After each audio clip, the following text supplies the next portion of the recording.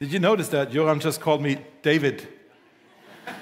Which is what my wife calls me when I have made a mistake. So, having said that, we're starting a new sermon series today called Relationship Goals. How to not get your wife call you by your full name.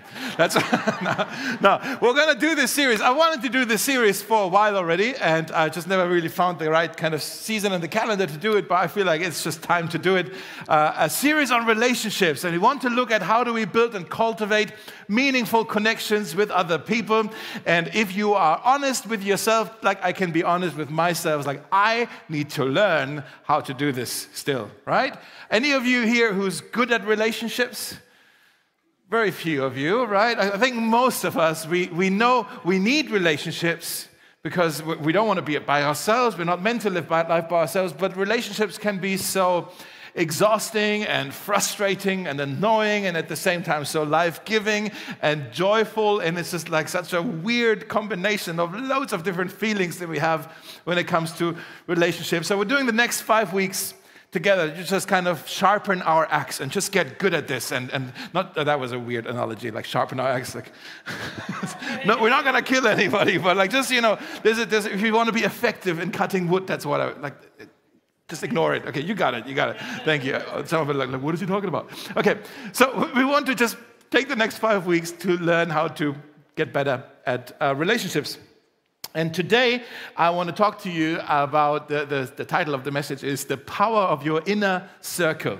The power of your inner circle. And I want to tell you up front, this message in itself is actually going to be quite simple.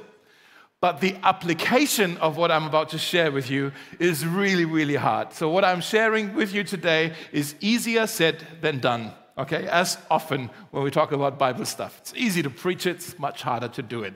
Okay, and so it's easier said than done, but I promise you, actually, if you put what I'm about to share with you into practice, and you do that well, it will actually not only impact your life, but will have a positive impact on the generations that come after you. That's a bold statement, I know that, but that's how convinced I am that we need to figure this one out. So hopefully now I have your attention. And we're going to look at a story in the Old Testament, a man by the name of Solomon, King Solomon. How many of you have heard of King Solomon in the Old Testament? Many of you have heard of him. I'm going to read to you in a moment a passage from 1 Kings 11. You can already look it up on your Bibles or take out your contact card and the message notes in your contact card if you want to go there. But before we read this passage actually makes no sense at all until we know the context of this entire story of this man named Solomon. So what I now want to attempt to do is summarize this man's life, the entire life of King Solomon, in 2 minutes. Which is not fair. I won't be able to do it. I'll just give you the headlines. But I need your help with it, so hopefully we'll all get what's going on. I need your help with this. I'm going to give you the headlines, and if it's a positive one, I'm going to do this, and you're going to just participate and go, woohoo! Can you do this? Okay, easy. The others want to, okay. So just do what they did. Okay, everybody else. Well done. Okay, if it's something bad that happens in Solomon's life, I'm going to do this, and you're going to say, oh no, okay? Oh no. People in the sofas, just you guys. Okay, cool. We love you over there in the back, don't we? We love them. Yes. Oh, yes. Yes. Okay. Let me give you some headlines of King Solomon, and you just get excited with me, okay? The first one up here is he was born as the son of the legendary King David, everybody. Yes. The man after God's own heart. That's his dad, isn't that? That's a good thing to start out with. Also, he was anointed when David was gone. Awkward. But when David was gone, Solomon was anointed to be the king of Israel. Yes, that was a big deal at the time. There was a prophet who came and anointed him, and you're the new king now. The whole nation was celebrating. The ground was shaking, it says even. It was a good day. Okay, what else happened? He was, God did something cool for him. All the men now. God destroyed Solomon's rival. Yes. Okay. All right. Next, God comes to him and he grants him a request. That's pretty cool. Yes, you got to say, I have like 10 of these. You got to still with me, okay? So God grants him a request. Yes, okay. And God, Solomon says, I want to be wise. So yes, God does that. And Solomon becomes the wisest man on the planet. That's incredible. Yes, not only that, also God blesses him and gives him riches and wealth. So he becomes the wealthiest man on earth. Awesome. And also his kingdom has never been before or after as powerful as during. He becomes the mightiest king of all of Israel. That's exciting. Yes, more than that, God, the Holy Spirit actually helps Solomon to write 3 books of the Bible. That's awesome. Yes. One of them is very interesting, the Song of Songs. Just, if you want any context for this entire series, go there. Yes. Who was that? All right. Okay. But there's a couple more. Solomon is the one who built the first temple in Jerusalem. That's a big deal. Yes. And then also, what was the last one I had? He leads the entire nation in like national revival. All of the people of Israel love and worship God. That's a good thing. Okay. So far, so good, right? So far, so good. Okay. What happened? What happened that kind of turned things around? Solomon started to worship false gods. Oh no. Yes. And also, as a consequence of this, God took the blessing away. And his children did likewise. His children started to worship false gods, and the nation disintegrates. Yes, thank you. Okay. Maybe this was a mistake to do this, but okay. So, but you're with me, right? Thank you, yes. Okay, you're with me. So, what we can see in this story is that here's a man's life who is like a guy who receives favor upon favor upon favor, and still this life that starts with so much favor ends in failure. How did that happen? And I want to show you in this passage we're going to look at right now, it seems like really teeny tiny decision that Solomon made in the area of relationships. But that tiny decision that seems like a harmless decision had massive unintended consequences as a result of it. So, do you have your attention? Let's go to the Bible now. 1 Kings chapter 11. Let's see what happens in the life of Solomon that turned favor into failure. 1 Kings 11, the first 6 verses. King Solomon, however, he loved many foreign women, besides Pharaoh's daughter, the Moabites, that's the girls from Moabit, yes, anybody? Yes, okay. The Ammonites, Edomites, Sidonians, and Hittites, okay? Now, let me pause here. Maybe you have heard this passage before, and maybe there was a pastor or a theologian who commented on this, and he says, aha, the Bible forbids interracial marriages, intercultural marriages. God doesn't want it. That's not what this says, okay? Let me show you. Let's look carefully what this is about. So he loved all these women from all these other places, and they were from nations about which the Lord had told the Israelites, you must not intermarry with them. Why? Not because of their ethnicity or their culture or their language, but because they will surely turn your hearts after their gods. The Bible does not caution against intercultural or interracial marriage. The Bible does caution against interfaith marriage. Difference, okay? Let's keep going. Nevertheless, Solomon held fast to them in love. It's just, they had him. He had, don't cheer now, don't cheer, okay? He had 700 wives. Oh no. That was funny. Oh no. I'm glad he said that because, guys, that's not one of our relationship goals, okay, that we're talking about. Like how to get 700 wives, okay? I only have one wife. I love her, but I can only also handle one wife, okay? So I don't know how Solomon, I love her. She's in the kids' house. Don't tell her I said this. But it's like, I don't know how he did it. But it wasn't just the 700. They were just the ones of royal birth. He also had 300 concubines. So there were 1,000 of them, and his wives led him astray.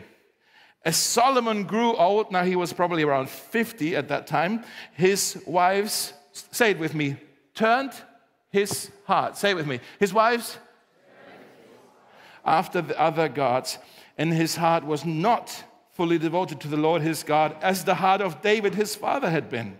He followed Ashtoreth, the goddess of the Sidonians, and Molech, the detestable god of the Ammonites.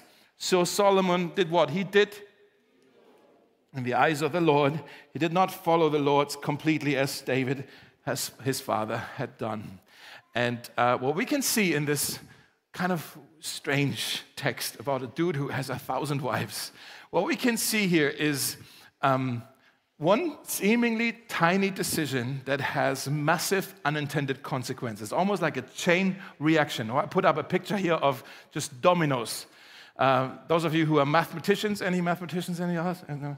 Good. There is a, good. I think I read it up. There's a thing called geometric sequence, which means basically a smaller domino can knock over a bigger one, and then that one can knock over a bigger one, which means a small, tiny decision can have massive outcomes and results. Do you see that here? So what we can see in the life of Solomon, he made this small decision. Maybe you want to write these down, just these little words here. He made this small decision of wrong relationships. Wrong relationships. He compromised in the area of relationship. He was not so wise after all. He made a compromise here, and he was probably saying, I know she doesn't love the same God that I love and worship, but she's so sweet, she's so cute, and we're having so much fun. Maybe my faith is stronger than her faithlessness. It's not a big deal. That was his mistake, okay? And that led to false worship, that he started to prioritize what they prioritize. And he did not put his hope in God alone, but his focus shifted away from God to these other gods. And he was hoping to receive help from them. And when your focus is shifted, you also make poor decisions, which is the third thing. He made poor decisions. It says he did evil in the eyes of the Lord, which resulted in bad outcomes. If you read the following verses and chapters, and what happens here is that there is a guy named Rehoboam, which is the son of Solomon, and he basically imitated his father. And he also compromised, and he also worshipped other gods. And what happened is this whole massive kingdom that God had blessed Solomon with is falling apart into pieces. What happens is generational failure. Now, I know it's a bit of a strange story, but I want you to see the principle here that I hope we can see. If you get your relationships right in your life, it can set off a chain reaction that results in generational blessing, a generational legacy. If you get your relationships wrong in your life, that can also set off a chain reaction that results in generational catastrophe. Okay? And it's this tiny little domino, the first one, that can make this whole thing collapse. Why? Because the people that are closest to you in your life have the greatest influence on your life. The people that are closest to you have the greatest influence on your life. And depending on who these people are, that principle turns out for you to be either a blessing or a curse. Whoever is closest to you has the greatest impact. That can work in your favor or against you. Okay? And that's why I'm talking about today the power of the inner circle, the power of the people that are closest to us. Paul writes about this in 2 Corinthians. It says, do not be yoked together with unbelievers. What's a yoke? Okay, what's a yoke? A yoke is a wooden kind of a cross piece that you put on two animals so they can work in the fields together, like two cows or whatever. Here's a wooden cross piece. Okay, we're yoked up now. We're going to do this together. Okay, and that's what a yoke is. And in other words, what Paul is saying, don't be completely, deeply connected with people who don't love God. Why? For what do righteousness and wickedness have in common? In other words, if you want to pursue righteousness, if you want to do what is right, if you're yoked up with someone and you want to go right, and they want to go straight or left, what happens? Tension, conflict. You want to go into a different direction. It gets exhausting really quickly, and it gets a struggle. That's what he's saying. If you're yoked up with someone who wants to go in a different direction, that will create conflict in your life. And then you're either going to go in their direction or they have to follow your direction. But you can't just go on like this in this situation. Let me summarize what I'm trying to say to you today in one sentence. And this sentence I'm going to give to you, I'm sorry, it has a little bit of an edge to it. But the longer I'm a pastor, I just kind of concluded that I just need to give it to you straight. I assume that's why you're here. Okay? I'm just going to give it to you straight. And here's the sentence of what I want to say to you today. Your closest relationships in your life should be with other committed Christians in the church. Your closest relationship. I'm not saying your only relationships. Hear me out. Your closest relationships, those that have the greatest influence on your life, should be other people that you can yoke up with, and you know he's going in the direction that I want to go in. You need to yoke up with people who encourage you and who have decided in their heart to also follow this Jesus. And they want to encourage you and motivate you, inspire you to do the same. It's like, okay, I can walk with you because we're going the same direction. Does that make sense? I'm not saying your only friends, but your best friends, your closest friends are the ones who influence you the most. And you need to need to decide who that is in your life. If your closest relationship in your life is with people who don't want to pursue this Jesus, then one of two things will happen. Either you put a cap on your proximity to God to feel close to them, or you put a cap on your proximity to them so you can feel close to God. One of those two things needs to happen, just logically. You either cap your proximity to God to feel close to your friends, or you cap your proximity to these friends so you can be close to God. But if they're not going this direction, like, you see, it makes sense, right? What I'm saying. Now, I know some of you right now, you feel a bit of what's happening? You feel a bit of an internal tension right now, and you want to object to what I said. Because maybe you're saying, Dave, that may be true for some of the people in here, because some of the people here have really weird friends. But you don't know my friends, Dave. How dare you? How dare you make this judgment about my friends? You don't know me. Like, this isn't for me. I want to say, if you react to this, I understand, but I also want to say to you, can I be honest? I want to say to you, maybe that thought in your head, you've been deceived by that thought in your head as well. How do I know this might be deception? Because there's literally a verse in the Bible that warns us not to be deceived about these things. 1 Corinthians, on the screen. Do not be deceived. It says, bad company corrupts good character. And I know, I'm sorry, I don't want to be, like, I know some of you, like, Dave, you haven't preached for 2 weeks because Terry Virgil was here, and last week Caleb was preaching, and now you're pulling out all these uncomfortable Bible verses, Dave. What's happening? Like, why are we looking at all these there are uncomfortable Bible verses. I admit they are very uncomfortable. Bad company corrupts good character. Oh my goodness.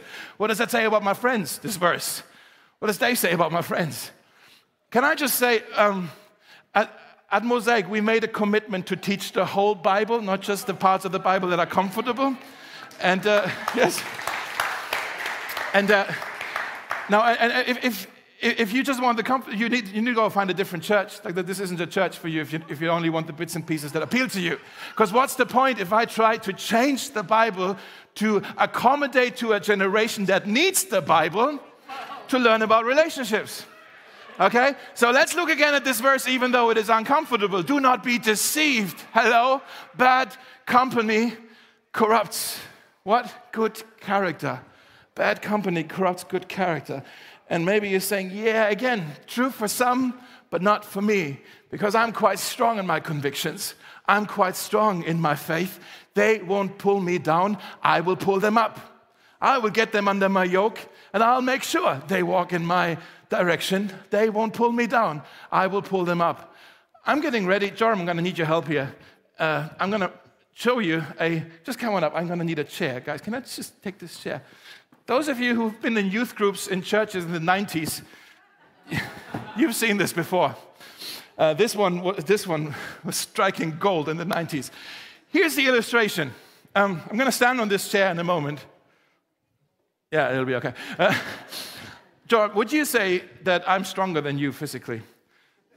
Yeah, good, good. All right, good. Okay. I'm going to be on this chair, and I'm going to assume, at least, I'm stronger than him. Come on, I can do this. And this is me, and I'm going to represent in this illustration here, I'm going to represent the godly, anointed King Solomon. You, my friend, need to represent 1,000 wild concubines. And I have the assumption, my faith is stronger than his faithlessness. I'm going to pull him up. And I'm going to give it a good effort here. Well, there's no way. There's no way I can pull him up. Now, let's see if he can pull me down. And I'm going to resist. But come on, you can do this. You're Kenyan. Come on, man. Let's. Yes. That's good. My God. Yes. Turn him, everybody. Yes. Thank you. So, you see why we deceive ourselves when we think, oh, my faith is stronger than his faithlessness. I can be stronger. What Paul is saying, bad company corrupts good character. He doesn't say good character redeems bad company. Okay? And so I know this is edgy to listen to and not so comfortable. Let me give you one more verse, also not as pleasant, from Proverbs. This is Solomon writing this. Okay, so there's wisdom, and he knew about this, and still he messed it up. Proverbs 13. He says, whoever walks with the, say it with me, whoever walks with the becomes, but the companion of fools will suffer harm. You can, this is a relationship principle, you can replace the word wise with any other adjective here, and it still will work. Whoever walks with those who are cynical will become cynical. You know how this is so contagious? Cynicism is so contagious. Whoever walks with the compassionate works positively as well. Whoever walks with the compassionate will become compassionate. Whoever walks with the peace-loving will become peace-loving. Whoever walks with the greedy will become greedy. Whoever walks with the arrogant will become arrogant. Would you write this down? You will always end up walking like whoever you walk with. You will always end up walking like whoever you walk with. Let me talk to the ladies in the room. If you're getting together with all of your girlfriends and your group of friends is a group of cynical or bitter, gossiping girls, let me tell you, if you walk with a group of bitter, gossiping girls, you will end up becoming a bitter, gossiping girl. If, on the other hand, you walk with a group of kind-hearted, compassionate girls, you will become a kind-hearted, compassionate girl. Men in the room, if you're hanging out with a bunch of lazy, spiritually apathetic machos, you will become a lazy, spiritually apathetic macho. Okay? If, on the other hand, you are hanging out and spending time, you walk with adventurous, prayerful men of God, you will become an adventurous, courageous, prayerful man of God, because whoever you walk, so you will always end up walking like whoever it is you walk with. Someone said, show me your friends and I'll show you who you are becoming. Okay? Meaning whoever you hang out with, they already are who you are going to be. They are who you are going to be. Our friends, they shape our future. We are a product. We want to write this down as well. We are a product of the people in our lives. A product of the people in our lives. Now, some of you know the Bible, or you were here last week when Caleb was preaching, and you have an objection right now, and you think, yeah, it does say that. But also, we need to be careful who we yoke up with, but also Caleb reminded us we are to go into the world and be the light of the world. Yes, it says that bad company corrupts good character, but it also says in the Bible that Jesus was a friend of sinners, and we're supposed to imitate him and follow him. Dave, are you being a bit one-sided today? Well, let me actually walk you through this. Let's look at actually the life of Jesus and the relationships that Jesus had. And we can actually learn how to balance this a little bit of what I'm talking to you about. Jesus, he was friendly to everybody, but he only actually had very few friends. He was friendly to everybody, had only very few friends. He loved everybody. He spoke to the crowds. He fed the 5,000, okay? but he only trained 72. He discipled 12. He mentored 3. He loved 1. You know this? The disciple that Jesus loved. John was his best friend. They were like, nobody was as close as Jesus as John. He loved everybody. He trained 72. He discipled 12. Out of these 12, he mentored 3, John, Peter, James. But he loved, as his best friend, he had 1. And so what I'm trying to show you is Jesus had layers. He had relationship circles in his life. And I don't know if you've ever thought about your social network in circles and in layers, but I want to encourage you today to start doing this. And maybe you've seen this before. There's loads of, like even psychologists pull this out and they invite you to think of your relationships this way. But I just put out the super simplified graphic here on the screen that maybe you want to go home and map out your circle of relationships a little bit and just think about, okay, who goes where? You have an inner circle. That's really the circle I'm talking about today, your inner circle, your closest friends. Who's your inner circle? That's the one that's most powerful. That's your best friends, your closest friends, those who know you the most intimate, those you trust the most, those that you have some history with. You've been there, and they've been there for you, and you've walked through some stuff together, and you're there for each other. They're your besties. You love to spend time with them. You spend the most time with them. Yeah? Do some people come to mind? Then you have another circle around it. There are people who are not quite as close to you, but you still feel close to them. You have regular interaction with each other. You trust each other, you're there for each other, you influence each other, you want to hear about their opinion, okay? You want to hear what they have to say about your life, you listen to them, you're familiar with each other, you're in each other's life. You probably have, if you're like Jesus, you have around 12 of those, okay? 12 people that influence you and you influence them. And then there's another much bigger circle around it. Those are your caring friends. They don't necessarily influence you. You don't necessarily influence them, but you care for each other. Hopefully, everybody in this room, you could say, this is my tribe. These are my caring friends. If something happens in your life, we want to know because we want to pray for you. We want to walk with you and be there for you because we care for you. We may not all have the same level of influence in your life, but we care for you. Does that make sense? So I want you to go home, map this out, or even do it on the train or wherever you're doing in the afternoon, okay? And map out your friends and think about, okay, who goes where? And maybe you will come to some conclusions there that maybe you'll realize some things. Maybe you will feel that, man, I have lots of contacts in my life. I have like hundreds or maybe thousands of people on my social channels, but I still feel so lonely. Why is that? Maybe that is because you have a lot of caring friends, but you're not letting anybody in. You don't really have anybody on your closest circles. And maybe one takeaway for you from this is maybe you need to start thinking about letting some people in and start trusting some people with some deeper things. Okay? Maybe you're going to realize my friends in my life, they're all right. I kind of like them. But the way we became friends or the way I decided who I'm including and excluding has been quite shallow. Like, on what basis did this person come into my life? Like, I don't mind that person in my life, but why is he here in my life? Like, I had to learn this. I'm still learning this because sometimes you just stumble into friendships and you don't even think about, like, why are we friends? We're friends because we have the same look. I think you look good and I want to be seen with you. Like, that's a really shallow way to become friends. Or maybe it is, oh, you have money and you can buy me stuff. That's convenient, you know. Or maybe it's, oh, we like to hang out together and we're always having lots of fun. Or we listen to the same music. What does that have to do with anything? We listen to the same music. Well, who doesn't? We all listen to the same music, right? Or maybe you're saying, like, we're friends because he or she is very popular.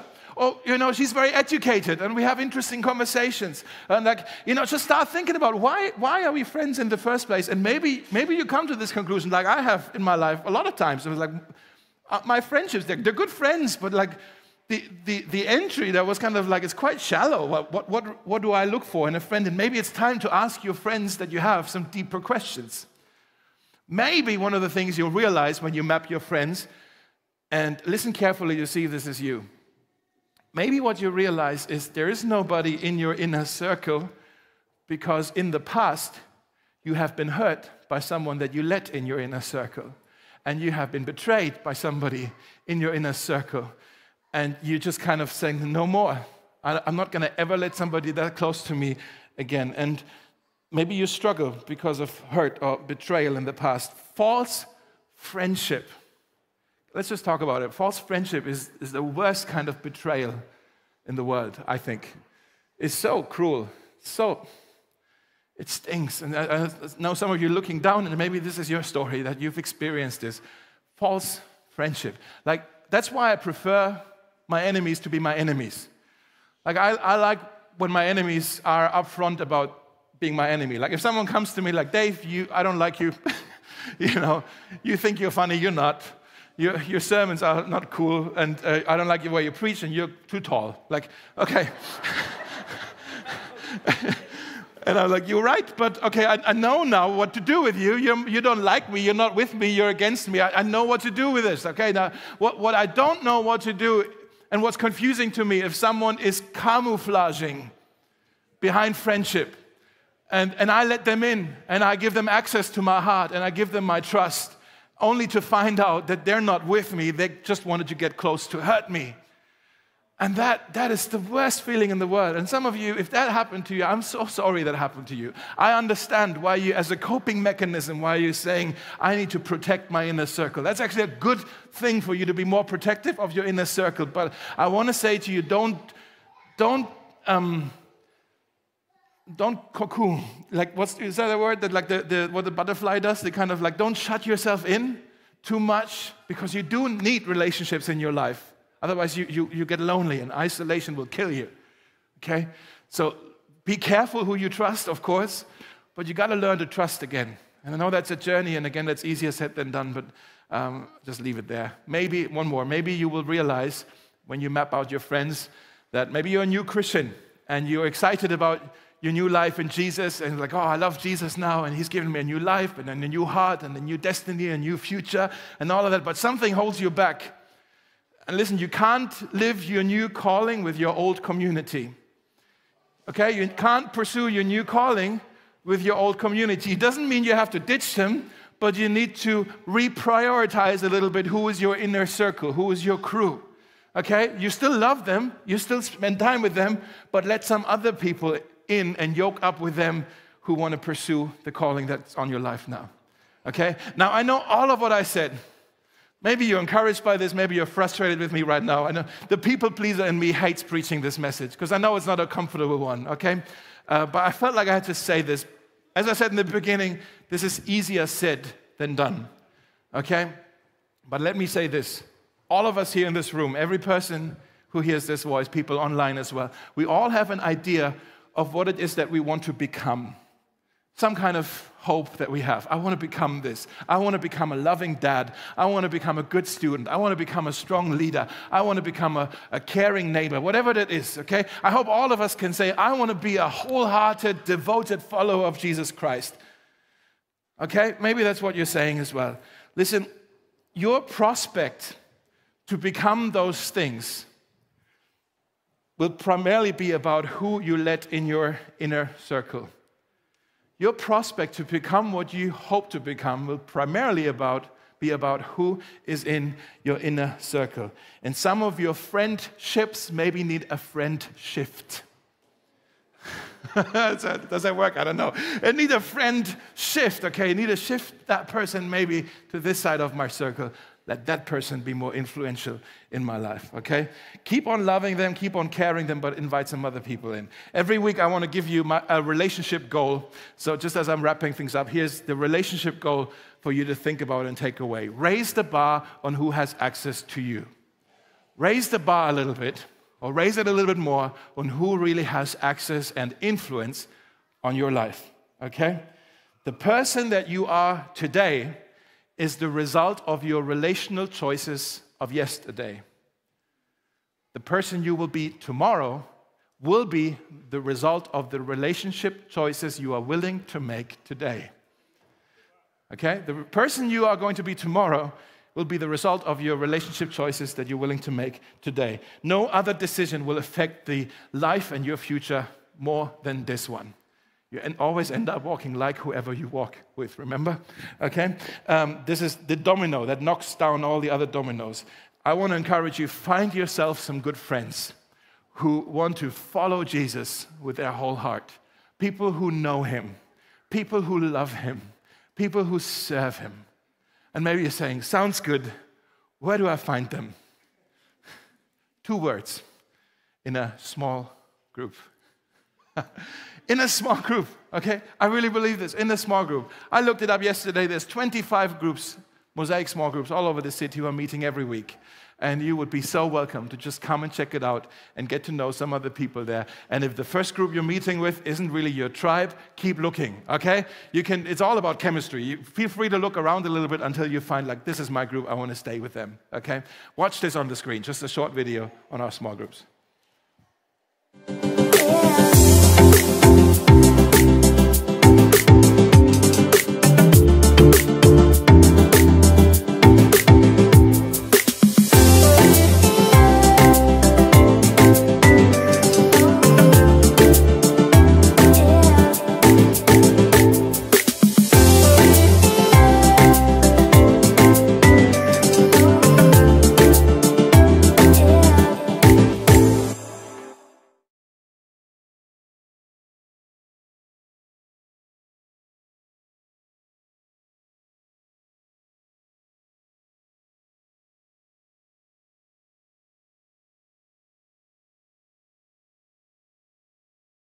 Everything about our small groups. So talk to Toby if you don't know where to go. Okay, let me come into land here and wrap up with this. The most important person that needs to be in the center of your inner circle is Jesus Christ.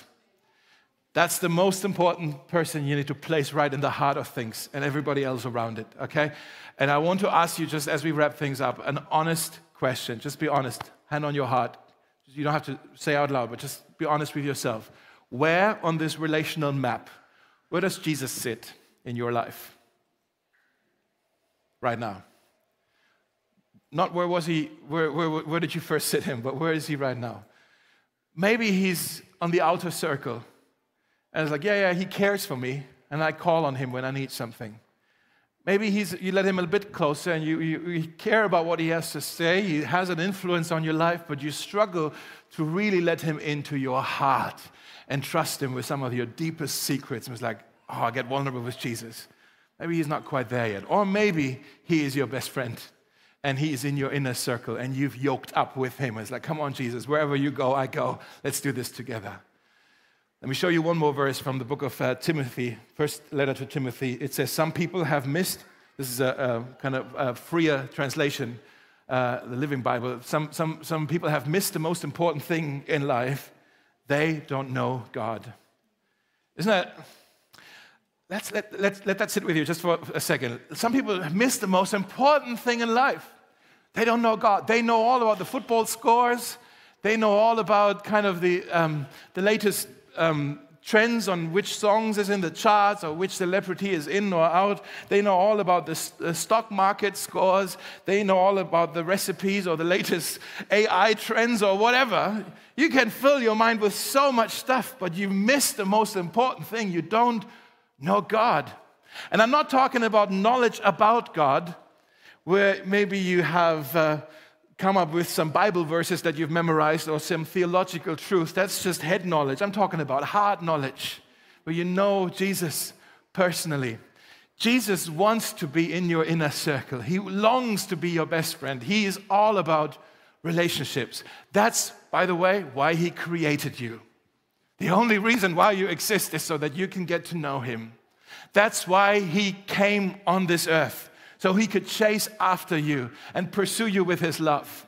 That's why he died on the cross, to take away all of your sin and all of your guilt and all of your shame and nail it on the cross so it dies there with him, and now there's an access available from you to him. Forgiveness is possible. That's why Jesus rose from the dead, to have a relationship with you, to give you a new life with him. Where's Jesus in your circle of relationships? Nothing will have a bigger impact on your life and on the generations that come after you than your friendship with Jesus Christ. So make him the center today. I want to pray a prayer. I'll just do this really quick. A short prayer. And if you want to pray along in your heart with me, you don't have to say it out loud. Just in your heart, you can just say, yes, Lord, me too. Amen, me too. Whatever Dave just said, that's my prayer right now as well. And this prayer will be for anybody who today, for the very first time, or for the first time in a long time, wants to place Jesus in the center of your relationships. So if that's where you're at right now, I just want to encourage you, pray this prayer with me as we bow our heads, and then we're going to sing. Jesus, we thank you so much that you long to have relationship with us. Thank you that you want to be our best friend, and you moved heaven and earth to make that possible.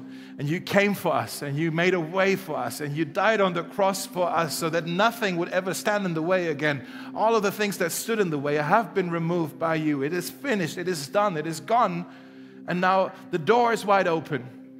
And today, just say in your heart as well, today I want to let you into my life. I receive you, Jesus. I receive your life inside of me right now. Welcome. Be my best friend. I want to yoke up with you, Jesus. I want to walk with you, Jesus. I want to learn what it means to follow you and trust in you and serve you. Help me in the days and weeks ahead to do this. And I pray this in faith, as a first step of faith, and in your name. Amen. Amen. Why don't we clap our hands for anybody who's prayed this for the very first time just right now?